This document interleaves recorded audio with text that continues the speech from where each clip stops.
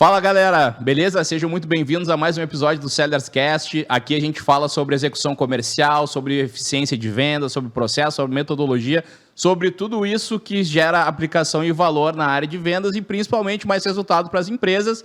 Né? Para quem está chegando aqui pela primeira vez, eu me chamo César Duro, sou o CEO da Sellers, né? E a gente está aqui também para buscar resolver e ajudar as empresas a transformar a execução comercial através dos incentivos comerciais. E como já é de praxe, né, vou te pedir para quem está chegando agora, né, para quem está nos olhando no YouTube, se inscreve no canal, faz o comentário aí, a gente sempre pode ser comentário, não precisa ser só elogio, tá, pessoal? Pode fazer comentário de crítica, sugestão, que isso a gente que está em processo de execução comercial, o mantra é a gente poder também estar sempre evoluindo, então fique à vontade de escrever o que quiser. Para quem está nas plataformas demais de streaming, aí, como Spotify, Apple Podcast e todas as outras, né, também compartilhe, curta, né, e se achar que esse conteúdo pode interessar mais alguém, né, compartilhe aí e que vai fazer com que a gente também tenha mais alcance e traga cada vez mais valor aí através do nosso trabalho. E, aterrissando aqui no nosso episódio, né, para quem já nos acompanha, sabe que a gente está, né, há vários episódios, acho que a gente agora está indo para o 22 ou 23, né, acho que é o 22, a gente já teve aí mais de 20 pessoas que já passaram aqui pelo Sellers Cast e sempre com nível muito alto, sempre com um bate-papo muito legal e não vai ser diferente dessa vez. Eu trouxe aqui um super craque de vendas, né, que eu já vou apresentar para vocês e ele mesmo vai se apresentar, mas dando um teaser, tá? Esse cara, ele vem de uma escola que, para mim, é um dos segmentos mais nervosos que existem no bem de consumo, que são bebidas. Né? Eu acho que tem aí, né, telecomunicações, tabaco e bebidas estão num nível de intensidade muito alto, né? E ele tem uma escola muito grande aí que vai poder, né, compartilhar com a gente o conhecimento dele que ele adquiriu ao longo dessa jornada. Estou aqui com o Fernando Schneider. Fernando, muito obrigado por ter aceitado o convite, estar aqui com a gente nesse episódio. E eu quero te deixar à vontade de poder te apresentar, falar um pouquinho aí de ti. Aí fica à vontade, tá? Sem tempo, a gente vai batendo papo aqui solto. Show. Bom, obrigado pelo convite, César. Prazer estar aqui com vocês. Confesso que é a minha primeira vez, né? Então a gente tem sempre a sua primeira vez e muito legal. Pô, que bom. Sou muito assíduo desse tipo de método, né? Acredito muito na comunicação direta, que a gente possa ser muito eficaz. E falar um pouquinho de mim, bom, eu sou pai do Rafael, sou casado com a Fabielle, sou gaúcho, adoro Santa Catarina, atualmente resido em Santa Catarina. A gente tem sonhos de continuar crescendo aqui e eu trabalho na Bebidas Fruc, que é a empresa que me trouxe até aqui, me deu essa oportunidade de vir até aqui. Faz 18 anos e 4 meses que eu estou na empresa, já faz um tempinho. E sou muito feliz e, questão pessoal, gosto de praticar esporte. Eu acho que é isso, é formação, já passei pela SPM, já passei pela Dom Cabral, já passei pela FGV, já fiz muita coisa na vida, gosto do conhecimento, mas gosto muito de entregar resultado. E vendas é resultado, então essa é a minha paixão.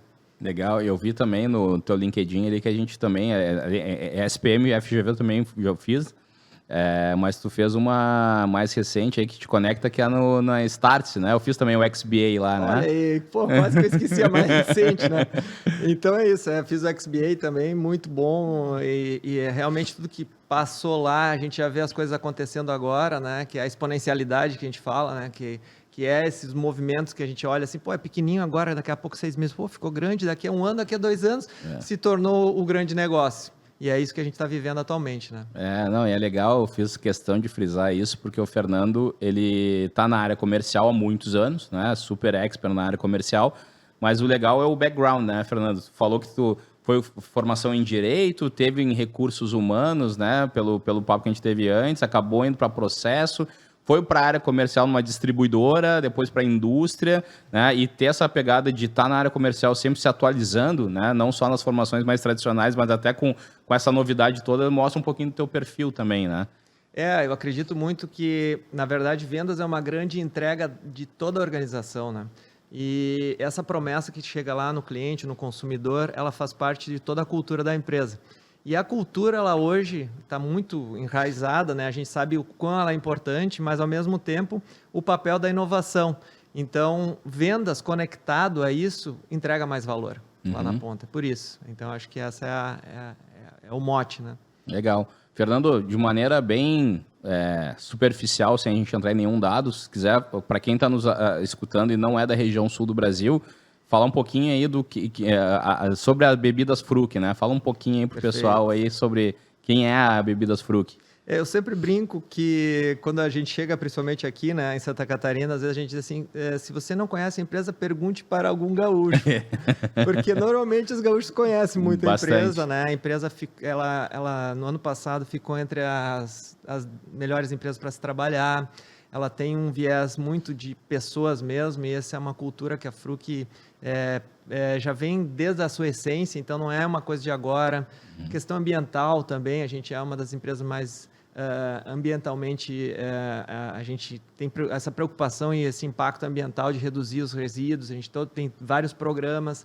Então, pessoas, a questão ambiental, e tem a questão, sim, do desenvolvimento, da pujança, né? É uma empresa que cresceu muito nos últimos anos, ela é uma empresa quase centenária, 2023 ela faz 100 anos, mas ela tem um viés de crescimento e a consequência disso são resultados, né? De participação de mercado.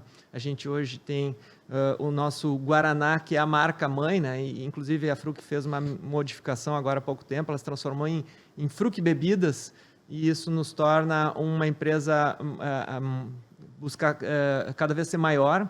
E tem o nosso Guaraná, então, que é o nosso carro-chefe como líder, e a Água da Pedra, ela chega agora, olhando para informações de mercado, aí, batendo 40% de participação no Rio Grande do Sul. E em Santa Catarina, né, eu estava conversando há pouco, agora a gente chega aí à terceira posição, lambendo, né, mordiscando a segunda posição já em Santa Catarina. E o Guaraná também em Santa Catarina com uma força muito grande, os nossos sabores, a gente tem uma linha de energética que a gente recém lançou com um portfólio maior, que é o Eleve. Nós temos também sucos da linha Contém, que são sucos 100%. Nós temos o Fruquito, que é já uma bebida mista. E a cerveja Bela Vista, que é onde surgiu a marca, inclusive. A Fruc nasceu em 1923 como Bela Vista, né? E depois se transformou em Fruc. Aí é uma história grande, quem quiser entre lá no nosso site, lá inclusive está atualizado, foi atualizado agora faz um mês atrás. Se não sabe onde tem o produto, clica lá, vai encontrar também, né? Onde encontrar o produto, então tem tudo lá. É isso aí, é isso aí. É muito legal, assim, eu sou natural de Porto Alegre, por mais eu vivo fora de Porto Alegre há muito tempo, mas a Fruc é presente na minha infância, né? A gente lembra bastante até daquelas questões do Guaraná em garrafa de vidro, né? Toda aquela história. Então, a gente tem uma conexão com a marca de bastante tempo. Emocional, né? Então, quando a gente vai para fora e diz assim, cara, não, o melhor Guaraná é o Fruc. Os caras dizem, não, que Fruc? Eu falo, não, pô, agora eu lembro que eu não estou mais no Rio Grande do Sul e tal. E quando eu cheguei em Florianópolis, né, alguns anos atrás, eu comecei a ver a presença. Eu falei, pô, agora vou ter a possibilidade de ter esse acesso aqui. Então, é uma empresa que, né, é uma marca que a gente gosta muito, né, tem um apelo muito, uma conexão muito grande por quem é do Rio Grande do Sul. Então, é muito legal também saber um pouquinho, porque, cara, vocês estão numa marca, numa empresa super sólida, de muito tempo, né, que tem uma estruturação também de execução muito grande, e o principal, vocês brigam com gente muito grande. Exato. Né? E até assim, as minhas curiosidades vindo falar contigo é o seguinte, cara, eu imagino, e aí saindo um pouco da esfera de dados, nem nada disso, mas pegando agora o profissional de vendas, né? Isso deve forjar muito essa turma, né, que está na rua, que está fazendo uma execução comercial em jogo de gente grande, né? Em jogo de gente grande, com alta complexidade, com alta concorrência, né? Isso deve fazer com que a exigência da execução da eficiência seja muito grande, né, Fernando? Como é que é isso na tua visão? Aí me conta um pouquinho da tua experiência, principalmente em bebidas, assim. Perfeito. A gente trabalha dois players enormes, né? Inclusive, eles são referência de outros segmentos, claro. Né? Eles puxam a questão de inovação. E para nós, por um lado, é bom, porque você tem um player que é competitivo e, ao mesmo tempo, ele é inovador, nos arrasta para esse mesmo caminho. Perfeito. Então, isso é um segmento competitivo onde ganha o jogo, e a gente brinca lá, né? Que é como num campo de futebol, tem 11 do lado, 11 do outro. No caso de vendas, nós temos o nosso vendedor no cliente, tem o vendedor da concorrência, E quem vai ser o melhor? Aquele que souber melhor argumentar, que estiver melhor preparado, que tiver a melhor empatia, que souber fazer uma melhor execução. E principalmente justamente isso que você falou, a gente tem que estar presente no mercado. Então, a Fruc sempre investiu muito em presença no mercado. Na hora que o cliente pensar e dizer assim, pô, quem é que é o meu melhor vendedor? Quem é que é a melhor empresa para trabalhar? Quem é que dá a melhor entrega? Quem é que executa melhor? Quem é que se preocupa realmente com o meu negócio? Esse é o nosso trabalho. E aí, obviamente, com produtos de qualidade. Nosso presidente do conselho, atualmente, o seu Nelson, dizia sempre, né? É a gestão que entrega o melhor produto, né? Não é a indústria só. Sem dúvida. Então, é a cultura da empresa, é o jeito de fazer que ele permeia, né? Eu tenho exemplos assim muito legais, né? De exemplos deles, né? Porque a gente fala assim, às vezes, pô, o cara, né, a pessoa é o diretor da empresa, o presidente. São pessoas simples, são pessoas que estão focadas no negócio e isso passa por todos, né? Quando alguém faz a integração na empresa, às vezes eu brincava no passado, eu fazia algumas integrações lá com a equipe de vendas e aí eu fazia assim, eu vou ler tua mente. Quando tu entrar na empresa, tu entrou pela porta, todo mundo te cumprimentou, tu achou o pessoal todo muito legal, tu achou as pessoas muito simpáticas, preocupadas contigo, tu gostou muito daqui, quando tu entrou, tu pensou assim, pô, esse é um lugar que eu quero ficar e se eu puder posso me aposentar. Quem pensou isso? Aí tinha lá 7, 8 pessoas, ficavam olhando espantadas assim para mim. Disse, não, porque a gente sabe que é isso, a gente tem a consistência desse jeito de ser da empresa. Isso é a Fruc. Cara, e assim, tu falou da frase do seu Nelson, né? Isso faz a gente entender muito do sucesso da própria Fruc, né? Porque a gente antes aqui, né? A gente começa aqui o bate-papo antes, tu chega cedo, toma café e tal, e fala um pouco da vida, e a gente acabou nesse papo entrando num assunto, né, Fernando, que é um livro que para mim é um dos meus, com certeza, top 10 aí, tranquilamente, e Fernando também, que é a execução do Rancheré, né? Inclusive... Chato e bom, né? Não, horroroso de chato, mas com uma profundidade fantástica, né? Mas cara, pra te ter uma ideia eu entrei na SPM através de um curso de verão. E esse curso de verão, que foi o meu primeiro acesso à SPM, foi um curso de verão que eu fui dar. O curso que eu tinha criado, porque eu sempre olhava os cursos, era sempre assim, tal, marketing digital, tal. Eu falei, cara, isso não tá muito comercial, né? A cabeça do comercial tentando fazer produto, né? Com certeza. E aí eu olhei o curso como produto. Aí eu pensei assim, cara, não, isso não tá comercial, tem que envelopar isso de uma outra forma e tal. E todo o meu curso, ele tava muito embasado em execução pelo Rancharan. E aí eu chamei o curso de A Fórmula da Execução. Olha aí. Esse era o nome do curso. Foi o curso um dos mais... com mais alunos durante muito tempo na SPM. E virou o primeiro curso EAD de Trade Marketing no Brasil, né? Foi feito por nós e pelo Rubens junto, né? Eram os 3 professores. A gente fazia junto, foi a fórmula da execução. E então, assim, cara, para dar profundidade de quanto eu me impacto por esse livro, assim.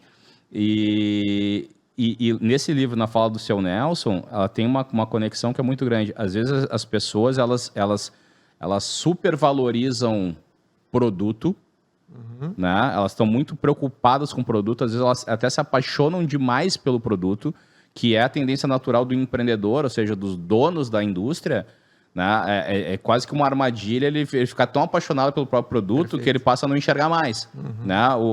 E quando tu entende que não é só o produto, é também o produto... Isso. Né? Mas 50% produto, 50% a maneira que a gente coloca o produto no mercado, que é a execução que faz o sucesso, cara, tu começa a entender um pouco da cultura do próprio resultado da empresa.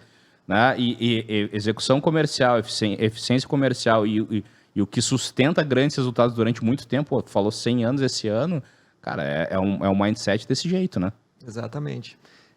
Quando a gente fala em ter qualidade, né? E aí vem dos anos 80, 90, né? E a Fruc viveu esse momento também. Lá já começava a se falar, não é mais só qualidade de produto, mas qualidade de serviço também. Então vinha o qualidade de produto e serviço, e é isso que faz o pacote. Depois a gente pode falar mais, né? Todas aquelas esferas que vêm por fora de um produto, né? E a Fruc entende muito bem isso, né? Porque a diferenciação, o básico hoje é ter um produto de excelência, né? E o resto é isso que a gente falou agora. Exatamente. E, Fernando, me diz uma coisa assim, vamos voltar um pouco no teu início lá. Tu teve não foi a tua primeira oportunidade profissional, mas foi uma das primeiras do viés comercial, pelo que eu entendi, que foi dentro de uma distribuidora. Isso. Né? Primeiro, me conta como é que tu enxerga, assim, hoje como profissional, né, olhando para trás, o quanto o teu conhecimento na distribuidora moldou o Fernando hoje executivo da indústria, né? Como é que isso ajudou o Fernando, né? Porque são duas esferas que são complementares por óbvio, só que são dois skills diferentes que acabam, quando a gente soma essas duas coisas, fazem um grande resultado. Me conta um pouquinho hoje da tua cadeira, né, olhando para trás, o quanto o teu conhecimento de distribuição te ajudou e te ajuda até hoje. Perfeito. Eu até, se me permita, eu ainda volto um degrau ainda antes. Eu acabei atuando numa empresa que trabalhava num segmento de sorvetes e salgadinhos que nem existe mais. Legal. E essa empresa de Lajeado, ela na época investiu em gestão, estou falando lá dos anos 90, tá? Uhum. Onde ela investiu na época, tinham programas de gestão pela qualidade, enfim. Uhum. E a Ambev, né, que a gente está falando da distribuidora, ela é muito focada na parte de gestão também, que é baseado pelo modelo do Falcone FCA, dessa turma. ICG. E aí, quando a gente fala em programa gaúcho de qualidade e produtividade, e a gente fala em modelo de gestão da Ambev, é a mesma coisa. A gente está falando aí da parte de processos, da parte de design de serviço, da parte de resultados e acompanhamentos. E eu vim de uma empresa que investiu muito nisso, eu tive a sorte de sentar na janela, né? Ou seja, com 22, 23 anos, acabei ficando envolvido nisso durante 5 anos. E aí eu acabei caindo dentro da distribuidora porque o profissional na época, o proprietário, gente finíssima, saudoso aí, o Nestor Miller, ele acabou me trazendo para lá porque ele disse o seguinte, cara, eu não entendo nada de gestão, mas eu entendo de vender. Tu entende de gestão, então vamos combinar aqui, vamos fazer um negócio. Que legal. E aí eu acabei indo para essa distribuidora, onde eu convivi lá durante quase 5 anos, tive o prazer, ele era um investidor, né, no mercado, então ele tinha distribuidor de gás, posto de combustível, empresa de saúde ambiental. Empreendedor nato. E eu acabei indo junto com ele de carona em todos esses projetos, né, e no início, sim, só exclusivamente como vendas, durante 1 ano e meio, 2, depois, tudo aquilo que a gente aprendia dentro da operação, e a Ambev é uma escola, né? Ela formou outras empresas, né? E de lá, junto com o meu conhecimento adquirido anterior, eu aprendi então ali todo o processo de vendas, a parte de como conectar realmente o produto ao consumidor, esse nível de serviço e tudo mais. E naquele meio tempo acabei entrando na Associação Comercial Industrial de Lajeado, a ACIL, e naquele momento existia um forte processo de desenvolvimento de organizações, onde eu acabei assumindo, inclusive, uma área de gestão de capacitação, ou seja, de treinamento e desenvolvimento das empresas e atuando dentro dessa distribuidora. E, na época, a Aline, que é a atual presidente da empresa, também vem para a Fruc, que sai do grupo Ipiranga, e também encosta lá. Então, a gente acaba tendo um contato lá. E, num belo dia, lá no dia... Isso quando? 2000 e... foi ali 2002, 2003.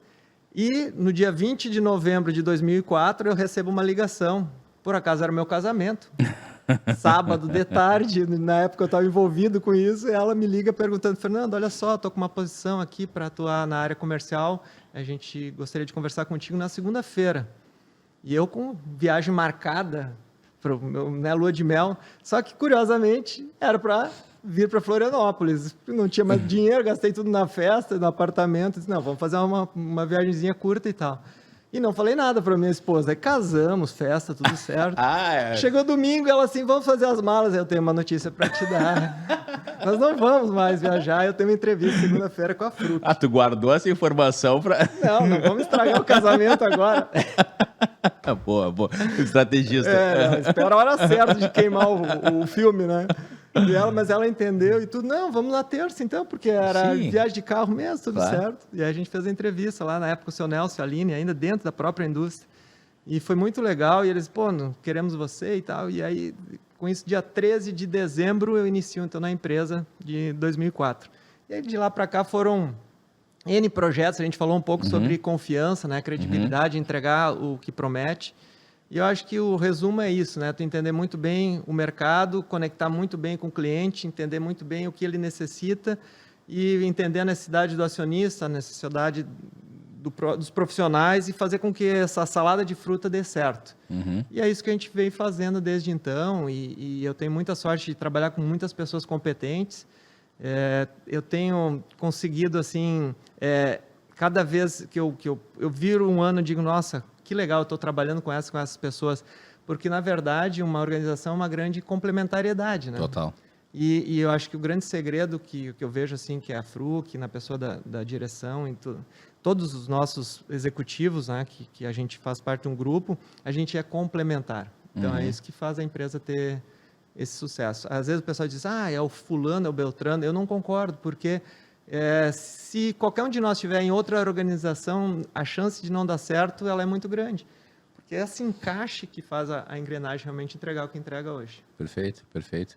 E, Fernando, assim, de lá para cá, tu implementou muito desse conhecimento para estruturar canais, para poder melhorar a eficiência, né? Me conta um pouquinho, assim, qual é a tua visão sobre a execução comercial, assim, como é que tu enxerga hoje a execução comercial, né? O que é importante, qual é o primeiro passo? Imagina, assim, que se tiver alguém aqui que está escutando, que está começando ou que está querendo ascender na carreira, o que é essa execução comercial do ponto de vista de importância na tua visão? A execução é a entrega, né? A execução é o resultado efetivo, né? Porque a estratégia ela é importante, né? Quando a gente fala do Rancharan, a estratégia ela é importante e às vezes a gente erra a estratégia. Sim. Só que se tu está próximo do mercado, que é hoje que se fala tanto, né, nas startups e em design, é a gente testar, ajustar. E eu acredito muito nesse formato de flexibilidade, desde que tu saiba um alvo que tu tem a atingir.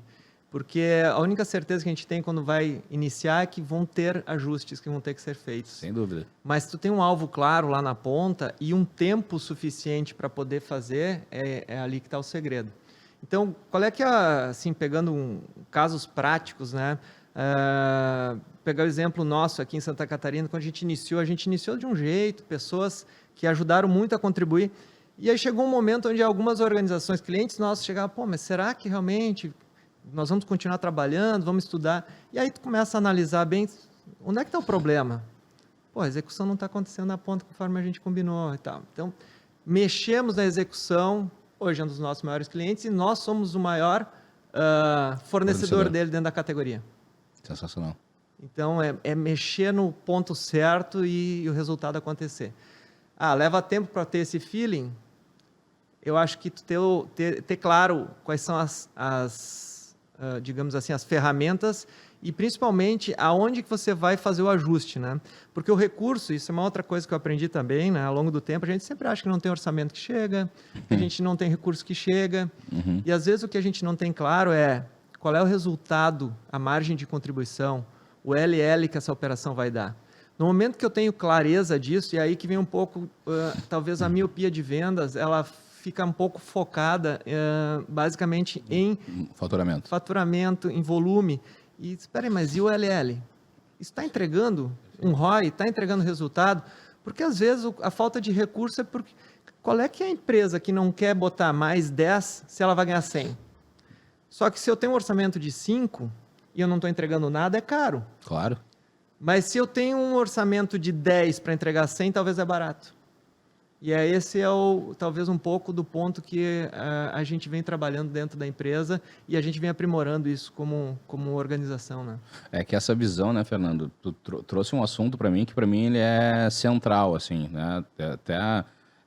Às vezes até já tem até cuidado de falar o que eu vou falar, mas assim, a gente vem uma cultura nos últimos anos que a gente idealizou demais o sellout e a gente não parou para pensar no sell-in. A gente meio que demonizou o sell-in a ponto de nem olhar para ele direito, né? Então a gente fala muito assim, não, porque o sellout, o romance do sellout e o sell-in ninguém fala. Só que o que acontece, né, cara? A gente precisa falar mais profundamente e atentamente as nuances do sell-in. Por quê? É o que tu falou agora. Cara, de tão pouco se debate, a gente debate muito superficial. É faturamento e volume. Ponto. O resto é sellout. Não, calma. Vamos lá. Se a gente consegue sofisticar o sell-in a ponto de melhorar a eficiência de margem, de lucro, de rentabilidade e tudo mais, eu vou ter naturalmente mais dinheiro para o sellout, né? Ou seja, às vezes é como tu falou, se tu olha para a grama do vizinho, ela é mais verde. Ah, mas o meu concorrente fez lá um não sei o quê e é por isso que eu tô não sei o quê. Cara, provavelmente ele tem caixa para isso, que provavelmente ele está gerando mais margem do que tu. Ou seja, se tu quiser tentar pelo menos perto ou fazer uma coisinha diferente, vamos tentar focar em gerar caixa para a empresa, para que a gente possa reinvestir no sellout. Então, eu acho que essa visão que talvez agora comece a ser mais necessária, né, Fernando, é sofisticar um pouco mais o debate dessas nuances comerciais. Ou seja, a gente não pode pagar uma premiação, uma comissão e tal, só olhando para o número de faturamento. Perfeito. Né? Só olhando porque se o cara está me entregando muito faturamento com pouca margem, está arrebentando o meu negócio. E aí eu acabo não tendo saudabilidade para poder fazer o quê? Investir na marca, investir no consumidor, investir no shopping, investir na experiência, investir em tudo isso que a gente precisa investir para entregar mais valor. Né? Então, eu acho que esse debate financeiro por trás de vendas, ainda ele é muito embrionário. Não sei se na tua visão isso já começou a aumentar ou se ainda está incipiente. Como é que tu enxerga isso? Eu diria que há muitos anos a gente já fala de logística, né, como uma área que faz a diferença dentro das organizações. E a logística ela veio para o jogo. Se tu olhar, a maioria das empresas trouxe a logística para a operação. Claro. O financeiro ainda tem um caminho. Essa é a minha constatação. Perfeito. A logística veio para o jogo. Na maioria das organizações, entende custo, entende modelo de distribuição, ela entende isso como uma cadeia. E naturalmente isso, porque o financeiro ele tem um reporte muito grande em relação ao acionista, em relação à organização, e às vezes essa operação mais prática na ponta de operação, isso faz com que as empresas tenham mais agilidade na tomada de decisão, que é um fator que faz com que o sucesso ocorra. Mas não é culpa disso, né, de uma área ou da outra. Eu acho que é um amadurecimento que ele deve estar ocorrendo aí, e as empresas, algumas já avançaram bastante, algumas criaram modelagens já, né, próprias para isso. E também existe uma questão de entender muito mais que modelos, às vezes, eles dão certo até certo ponto. Eles vão atingir 60% do negócio, 70%. Ou seja, o refinamento de modelo também ele é necessário, né? Para que a gente entregue cada vez mais resultado. Perfeito. Sabe que eu tinha agora... eu tive uma passagem como executivo de trade da indústria. Eu me lembro de um momento que chegou uma pessoa nova na minha equipe, e muito voltada veio da área de administração de vendas e tal, veio de contabilidade financeira de outras empresas, né? E foi trabalhar comigo diretamente. E essa pessoa chegou assim, não, porque olha só, eu segurei aqui o material de ponto de venda para que a gente sobre um pouco de orçamento e tal, não sei o que, não sei o que. E aí eu virei para ela, anos depois eu encontrei ela e falei assim, cara, nunca esqueci daquilo. Que eu virei para ela e falei o seguinte, eu olhei para a sala do fundo que estava o presidente, né, que era para quem me reportava, e eu falei para ela assim, tá vendo aquele cara lá naquela sala lá? Tô. Cara, eu tenho certeza que se a empresa não bater a meta, e a gente tiver com orçamento em trade sobrando, cara, se eu sou aquele cara, eu venho aqui e quebro tudo. Porque se eu tenho dinheiro para investir em ação comercial, para alavancar volume, para fazer não sei o quê, eu não cheguei no resultado e fiquei com orçamento dentro de casa, tá tudo errado. Com certeza. Nós estamos entendendo a coisa errada. É. Porque se a gente começa a sofisticar um pouco o controle, a visão, indicadores e tudo mais, a gente passa a entender que o orçamento ele é uma métrica a ser respeitada, entretanto, ele pode ser aprofundado a ponto de entender quanto cada real que eu tenho pode me trazer mais resultado. E aí eu passo a olhar para aquele centro de custo, em vez de olhar para um centro de custo de orçamento como centro de custo, eu posso ver algumas linhas como centro de investimento. Né? Porque se eu consigo, por exemplo, entender que a ação do material X, que eu coloquei no canal Y, o material custa R$100, eu embarco ele com tanto de produto e eu tenho um payback de tanto, eu vou poder olhar para aquilo ali como uma alavanca de venda. Cara, se eu produzir mais isso, esse volume, investir tanto, eu vou incrementar tanto em vendas. Beleza. Esse outro material não performou tão legal. Esse aqui não é tão bom, tá? Então, quem sabe vamos parar de fazer ele, vamos potencializar esse outro, vamos desenvolver um outro. Se tu começa a olhar os materiais, as ações, as campanhas e etc., como forma de alavancar a performance da execução comercial, na minha visão, muda o jogo. É isso mesmo. E uma coisa que a gente está entendendo também, às vezes as pessoas dizem, pô, mas o Fernando está dizendo então que Não, eu não estou dizendo que o financeiro... Eu acho que também falta nós, como profissionais de vendas, entender mais desse assunto. Perfeito. E aí a gente, quando não entende do assunto, a gente transfere a responsabilidade. Mas quem é responsável por entregar o resultado no final de qualquer organização? Vendas. É vendas.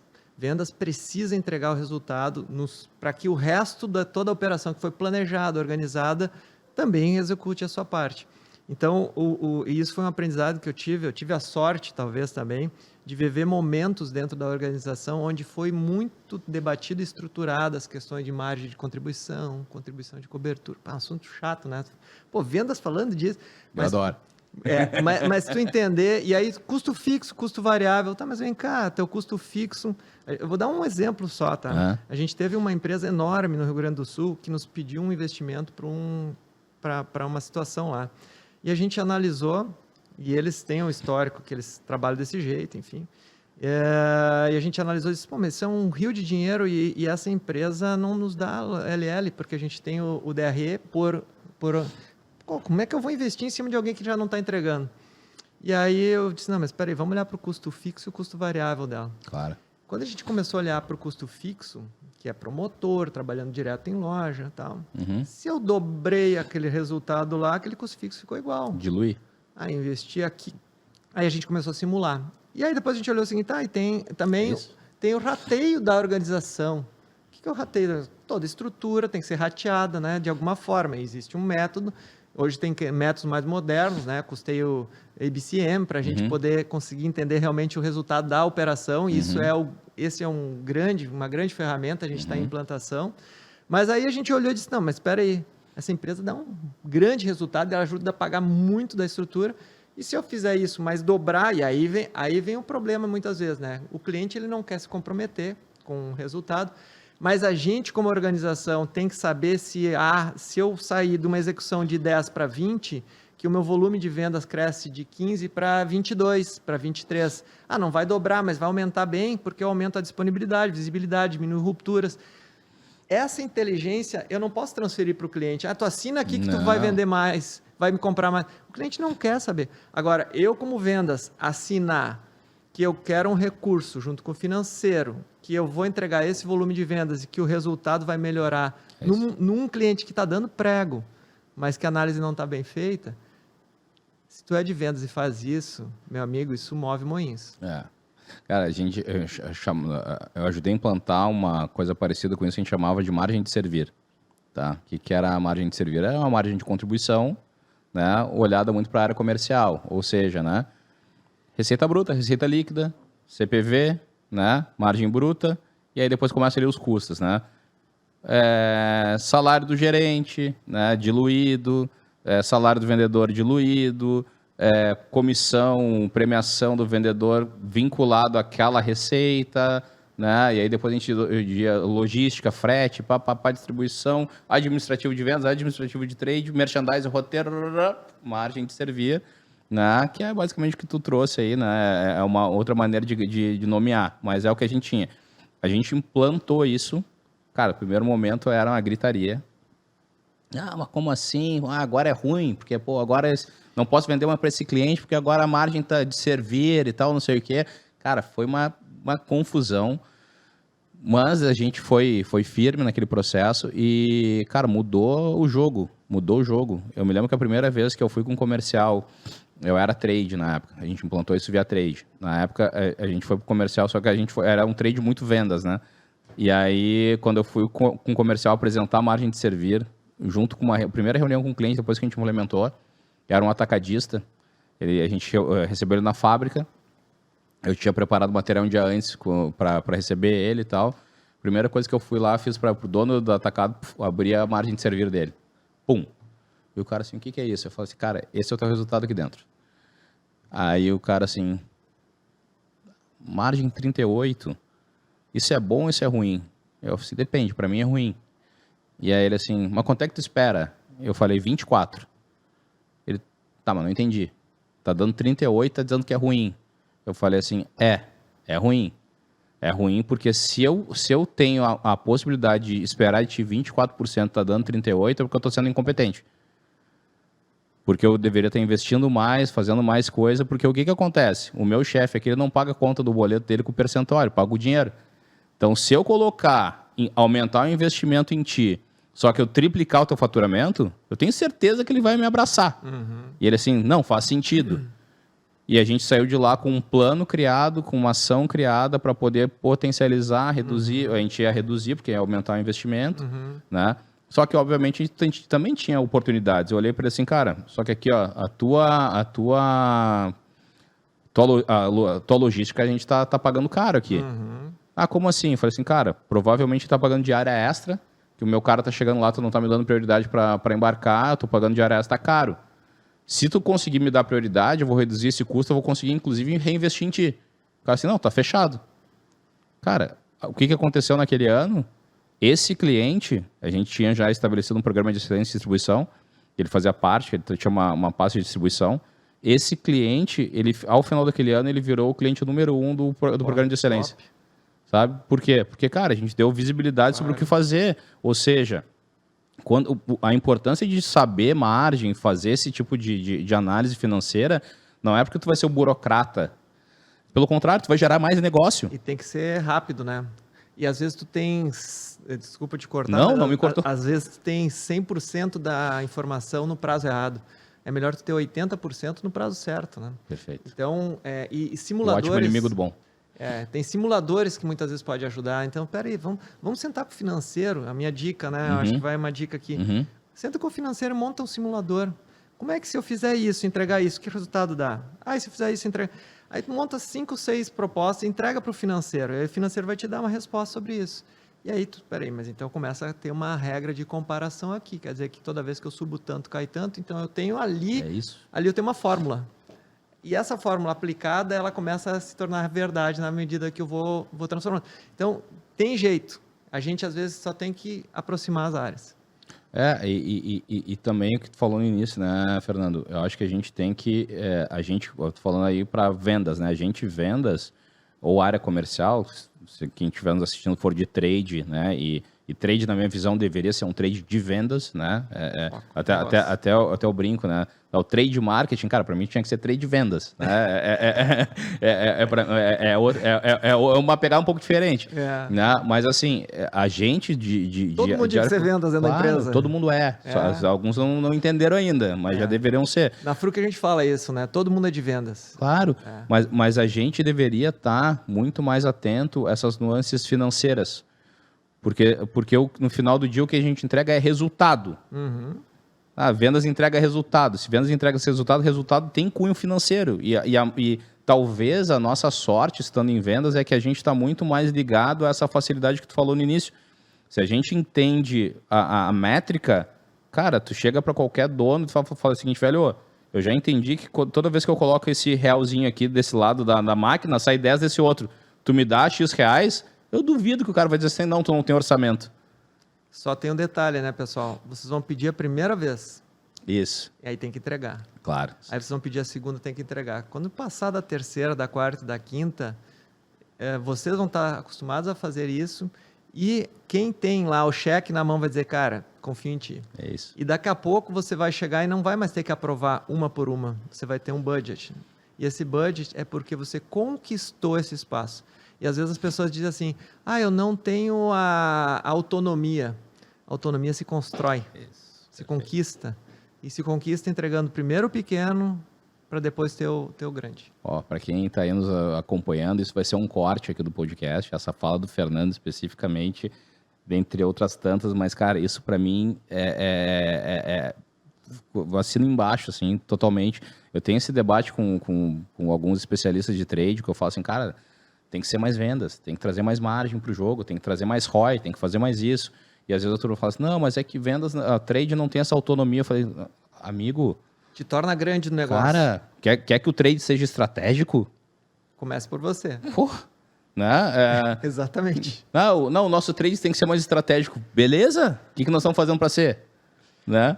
Quais as áreas que eu tenho que me conectar? Qual é o conhecimento que eu preciso? Como é que eu aplico? Como é que eu começo pequeno para chegar grande? É isso. Métrica, traz clareza, sofistica a execução, apoia o resultado. Isso aí. Né? Ah, não, mas é que o trade hoje não tem autonomia. Cara, é que nem tu falou, constrói autonomia.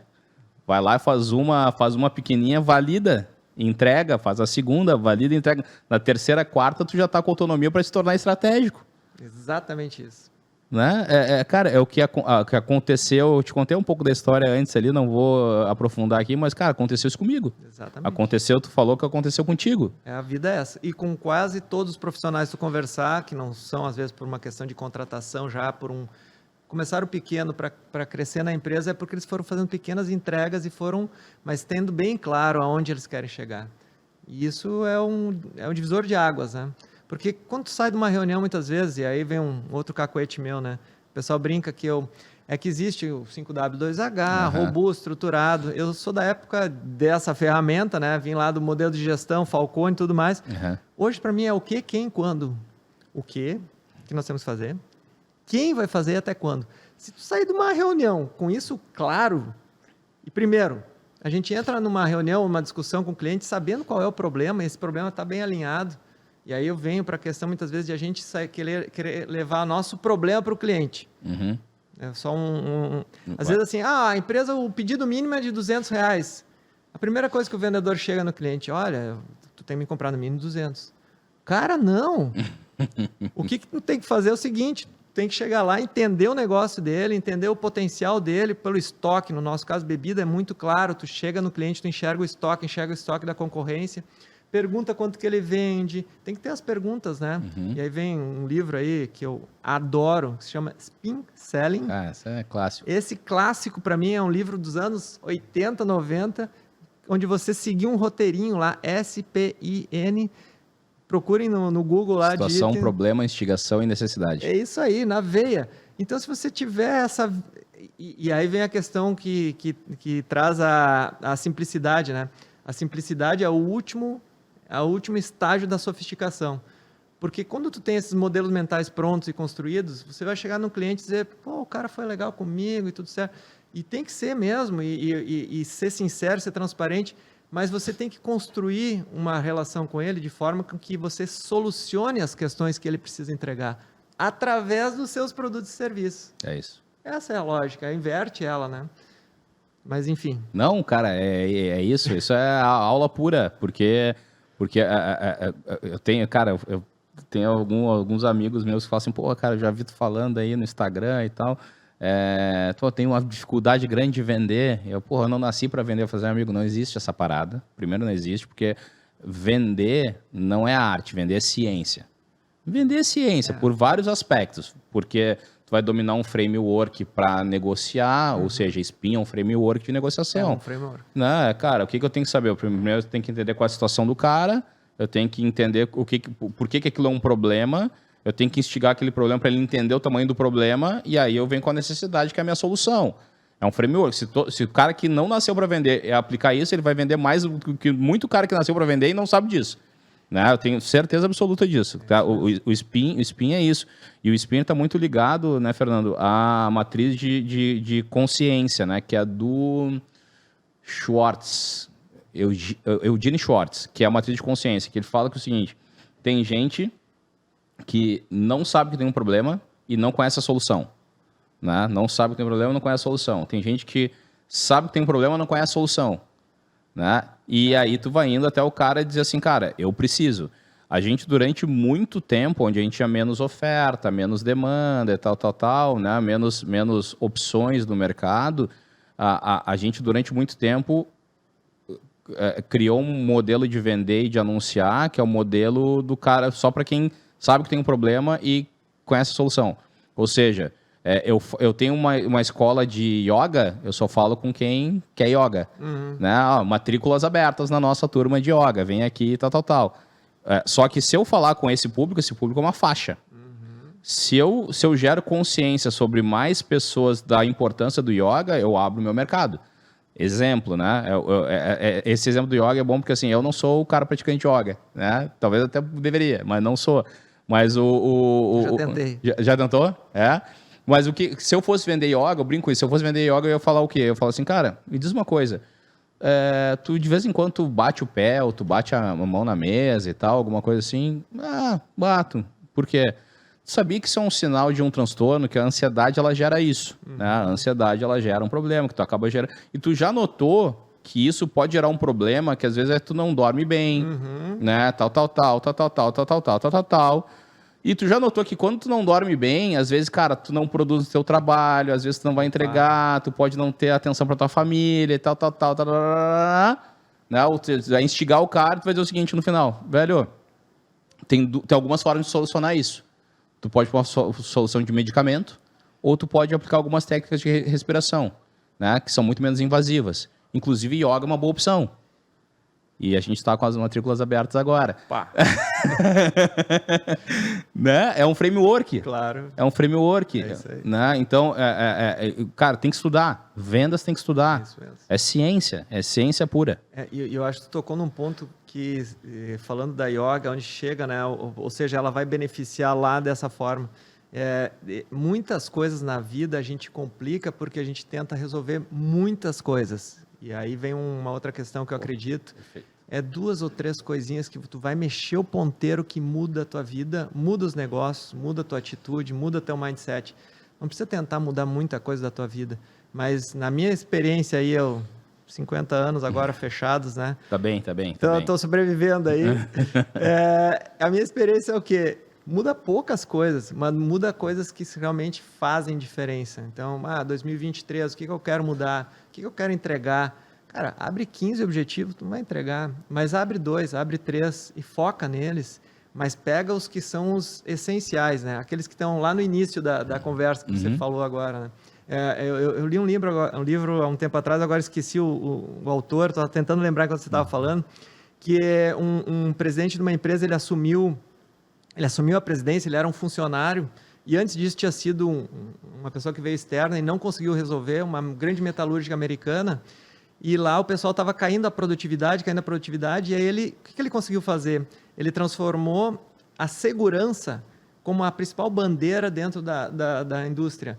Por quê? Porque com segurança tu tem que usar equipamento, tu tem que trabalhar do jeito certo, tu tem que garantir padrão de trabalho, e no final o que ele queria realmente era aumentar a produtividade, Padronizar. mas com foco em segurança. E segurança tu toca as pessoas, tu envolve as pessoas, tu cria um propósito, e ele mudou com um indicador o resultado de toda a corporação. Sensacional. Assim, para mim foi exemplar, sabe? Sensacional. Como um ponto muda todo o resto. Ontem eu estava falando com um cliente, agora tu falou cara, isso é muito... A gente, quando a gente chega nas empresas, a gente faz diagnóstico e tal, decide planos táticos, ajuda as empresas, né, a decidir planos táticos e tudo mais, só que muito vem assim, cara, vamos para ver automação, eu posso implantar minhas campanhas aqui? Pode, fazer o que tu quiser, pode, beleza. Aí a pessoa vem lá com uma porrada de indicador. E assim, cara, eu não sei, eu sei que é muito complexo as nossas campanhas aqui na empresa, não sei se o sistema de vocês vai funcionar. Eu falei, não, funciona. Aí, só que depende sobre qual aspecto. Tu quer que funcione o sistema, que ele calcule certo, ou que tu dê resultados? Porque são duas formas de olhar, o funciona ou não funciona é diferente. Como assim? Eu falei assim, cara, se tu colocar isso aqui, o sistema vai calcular. Tá tudo certo. Teu cara vai receber a informação, tá tudo certo.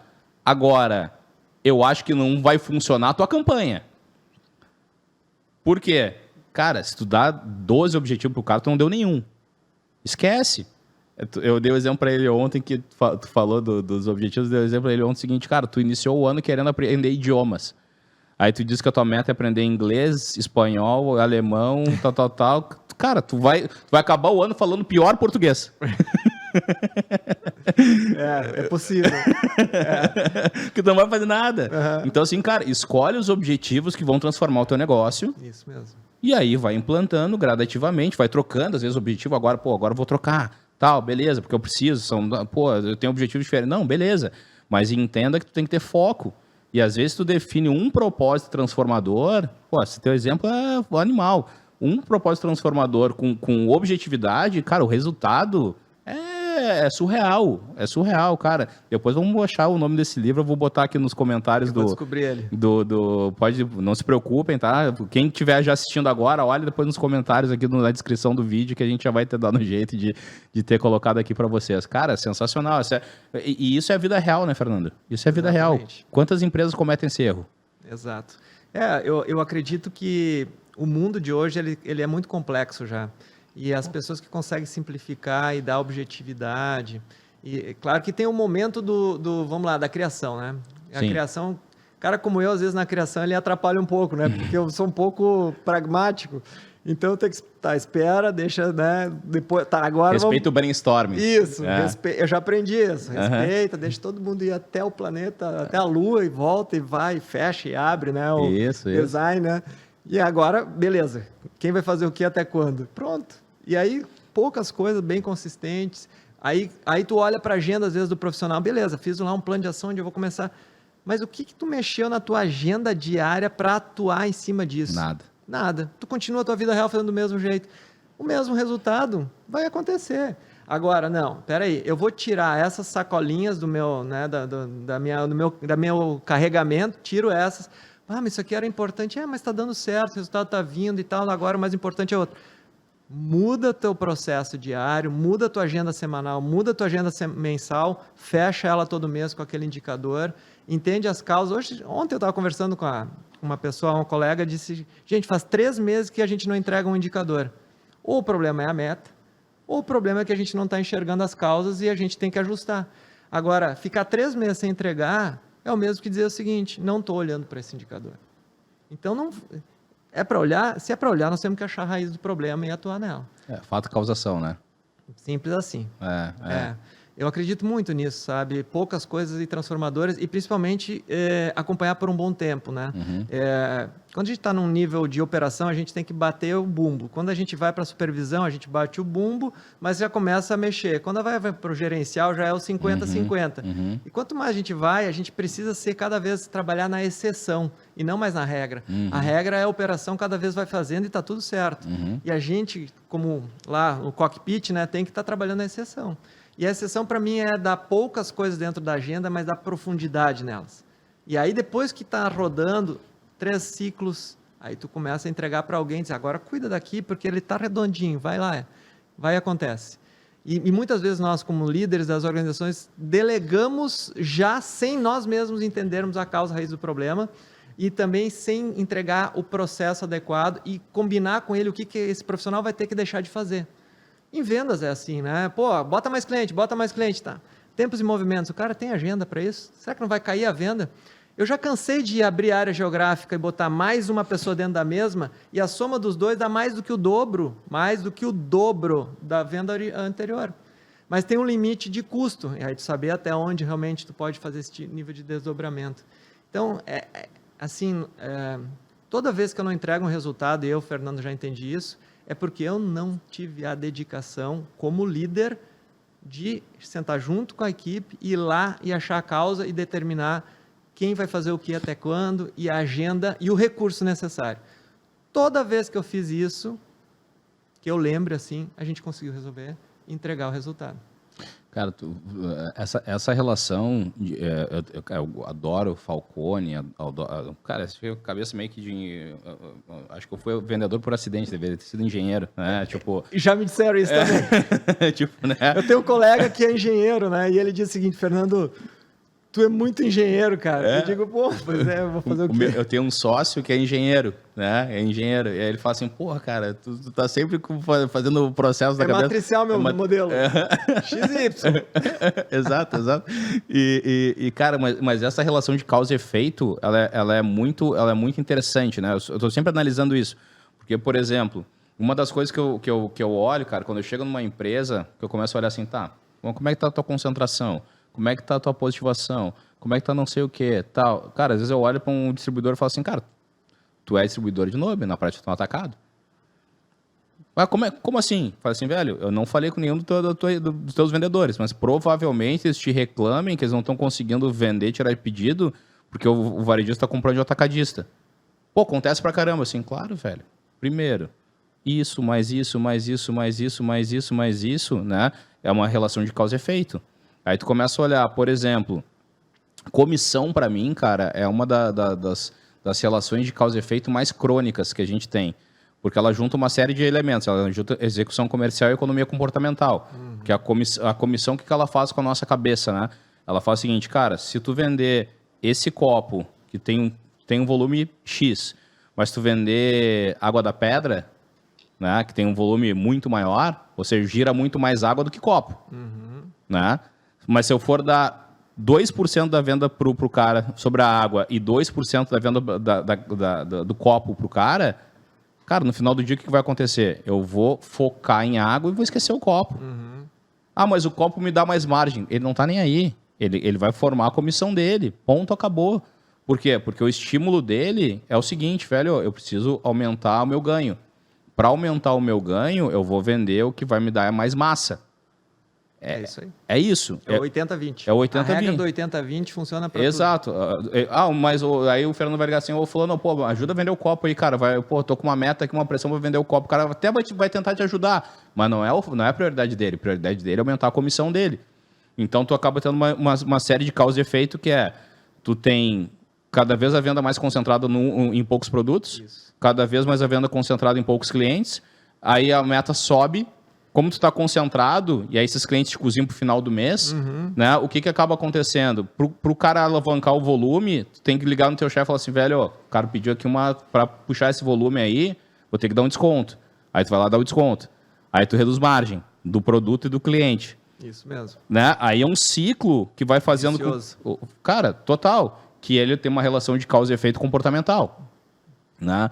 Quando a gente começa a olhar, por exemplo, falar o seguinte, tá, velho, como é que a gente muda isso? Né? E é muito do que a gente faz aqui. Como é que a gente muda isso? Cara, vamos estudar o que dá mais margem, como é que a gente equaliza isso e vamos ver até quanto a gente consegue dar de incentivo para esse cara para poder mudar o comportamento dele. Isso mesmo. Né? No Richard Taylor, cara, é outro... A gente falou bastante sobre... Esse episódio está diferente, está falando bastante sobre livro. Não é comum. Não é comum, não. É bom, eu gosto também. Eu me conecto com isso. O Richard Taylor, que é um economista ganhador do Nobel, por ser um dos fundadores, não é o único, né? Ele é junto com... Enfim, vamos focar nele. O Richard Taylor, ele tem uma tese que é do nudge, que as pessoas elas são estimuladas, né, a comportamentos. Então, o estímulo, né, ele fala que o estímulo é um elemento artificial para mudar um comportamento natural. Né? Ou seja, se eu estou vendendo muito num determinado produto, num determinado cliente, vou ter que criar um estímulo para mudar esse comportamento. Só que esse estímulo, voltando à finança, tem que ter um ROI. Exato. Com o objetivo de aumentar uma margem. Então, assim, cara, tudo, se a gente for olhar, é relação causa e efeito. Me digas como sou medido, que eu te direi como, né, farei meu trabalho, né? Eu não esqueci, mas é isso aí. A essência é essa. Então, se eu boto lá a comissão e tem uma regra onde a comissão é igual para todos e o resultado de alguns SKUs vão me facilitar a minha vida, eu vou focar neles. E aí que vem essas métricas que justamente fazem esse equilíbrio e as campanhas, né? Que aí vem as ativações onde você coloca esses produtos em evidência ou aquele item em evidência, porque um ROI vai te entregar mais ali num residual. Talvez não te entregue naquele mês, mas no residual ele vai te entregar. Ou talvez já dentro do mês, porque tem produtos que às vezes têm margens muito boas e vende muito pouco, né? Tem. E tem para a gente sair um pouco de vendas, tem uma correlação disso que acontece na prática, né? Que assim, se tu consegue definir bem as regras do jogo, já prevendo as situações de causa e efeito, tu constrói grandes cases, né? Exemplo, quando a gente vai para programas de excelência e distribuição, é isso, programas de excelência, né? Programas de remuneração variável, programas de cliente, né? São regras de um jogo que estão já ambientados em possíveis relações de causa e efeito, que vão te trazer um determinado resultado. Mas aplicando isso para um cenário externo, a correlação que eu faço com o futebol é o seguinte: Cara, olha como está estruturada a regra da Premier League e olha como está estruturada a regra do Campeonato Brasileiro. Né? Na Premier League, o cara que fica em primeiro lugar, que fica em 20º, o delta de ganho dele entre o primeiro lugar e o 20º sobre investimento da televisão, tal, não é tão elástico quanto é do Campeonato Brasileiro.